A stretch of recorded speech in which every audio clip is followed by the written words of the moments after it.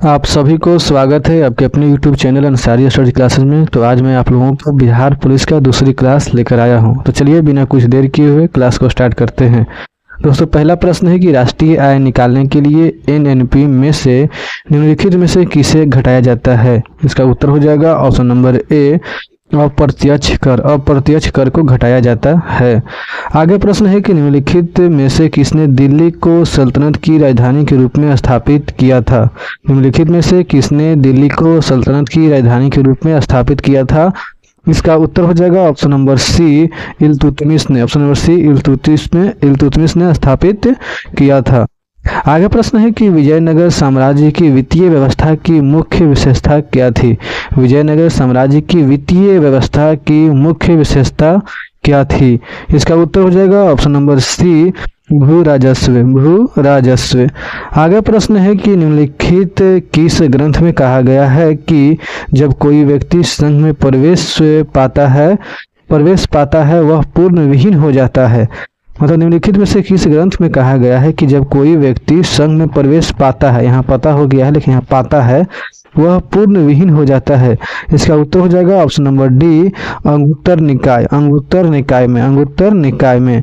आगे प्रश्न है कि नीचे दिए गए घटना तथा उसके तिथि का सही मिलान करें।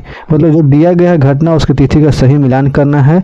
तो यानी कि इसको कैसे मिलान करना है, तो चलिए इसका आप लोगों को मिलान कर लीजिएगा। इसका आप लोगों को उत्तर बता देते हैं। तो इसका उत्तर हो जाएगा ऑप्शन नंबर डी। इसका उत्तर हो जाएगा।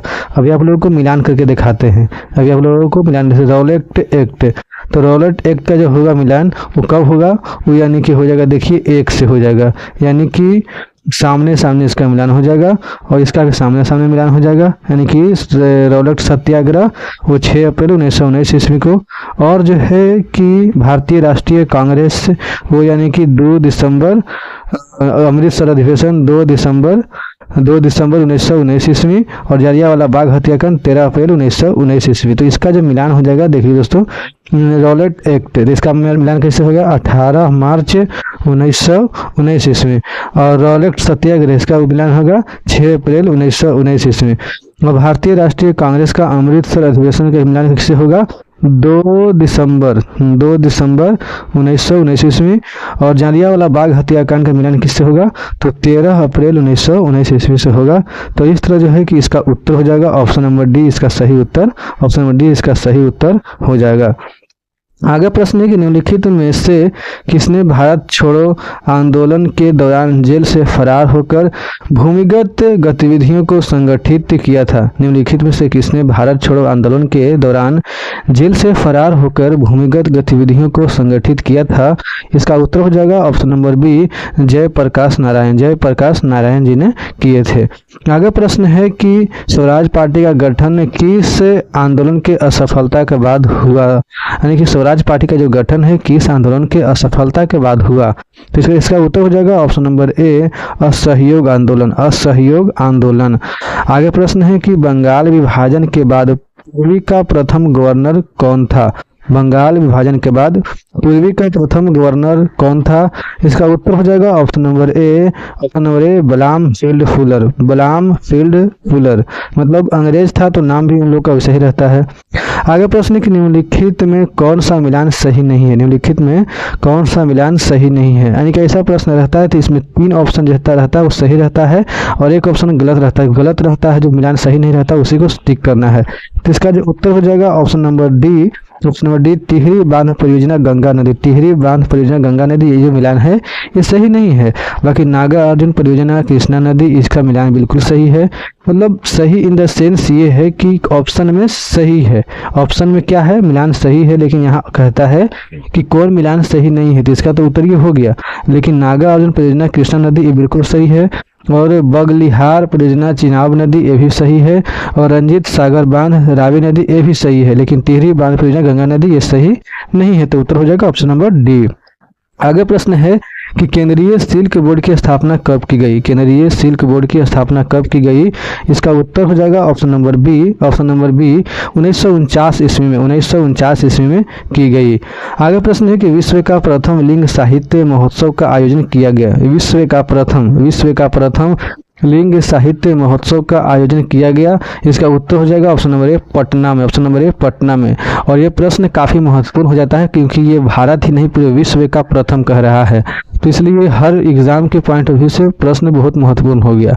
आगे बढ़ते हैं और आगे प्रश्न है कि निम्नलिखित में से कौन अटलांटिक महासागर की ठंडी जलधारा है? निम्नलिखित में से कौन अटलांटिक महासागर की ठंडी जलधारा है?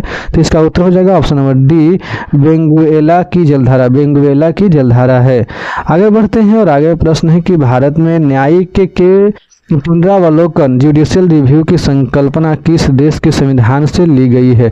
भारत के न्यायिक के पुनरावलोकन जुडिशियल रिव्यू की संकल्पना किस देश के संविधान से ली गई है? इसका उत्तर हो जाएगा ऑप्शन नंबर ए संयुक्त राज्य अमेरिका। संयुक्त राज्य अमेरिका से ली गई है। आगे प्रश्नों की ओर बढ़ते हैं और आगे प्रश्न है कि संवैधानिकेतर एक्स्ट्रा कॉन्स्टिट्यूशनल शक्ति का अर्थ है। संवैधानिकेतर एक्स्ट्रा कॉन्स्टिट्यूशनल शक्ति का अर्थ है, तो इसका उत्तर हो जाएगा option number C. Option number C वह शक्ति जो संविधान सम्मत नहीं है, वह शक्ति जो संविधान सम्मत नहीं है। ऑप्शन नंबर सी इसका सही उत्तर हो जाएगा।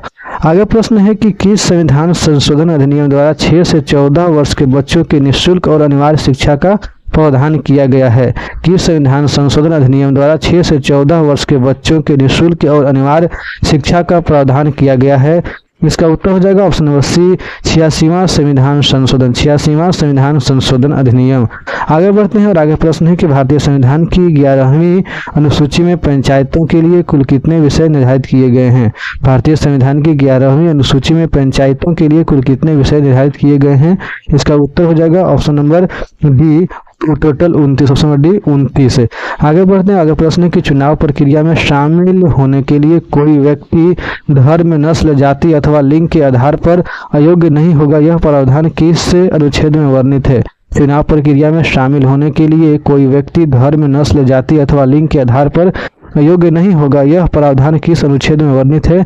इसका उत्तर हो जाएगा ऑप्शन नंबर बी अनुच्छेद 325 में। अनुच्छेद 325 में।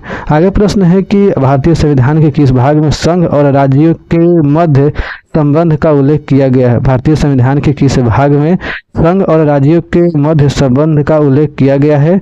इसका उत्तर हो जाएगा ऑप्शन नंबर बी भाग 11 में। भाग 11 में। आगे प्रश्न है कि ओलंपिक शुभंकर की प्रथा किस ओलंपिक खेल से शुरू हुई? ओलंपिक शुभंकर की प्रथा किस ओलंपिक खेल से शुरू हुई? इसका उत्तर हो जाएगा option number B. Option number France 1959 से। फ्रांस 1959 से शुरू हुई। आगे प्रश्न है कि तत्वों के निम्नलिखित में से उस सही युग्म को चुनिए जो कि सामान्य तापमान और मानक दाब पर द्रव होते हैं। तत्वों के निम्नलिखित में से उस सही युग्म के चुनिए जो कि सामान्य तापमान और मानक दाब पर द्रव होते हैं। इसका उत्तर हो जाएगा ऑप्शन नंबर डी ब्रोमीन और मरकरी। ब्रोमीन और मरकरी। तो ठीक है दोस्तों, उम्मीद करता हूँ कि आप लोगों को मेरा वीडियो पसंद आया होगा। अगर वीडियो पसंद आया तो वीडियो को लाइक कीजिए, दोस्तों के साथ शेयर कीजिए। अगर चैनल पे नए हैं तो चैनल को सब्सक्राइब कीजिए। वीडियो को देखने के लिए बहुत बहुत धन्यवाद दोस्तों। मिलते हैं नेक्स्ट क्लास में, तब तक के लिए जय हिंद दोस्तों।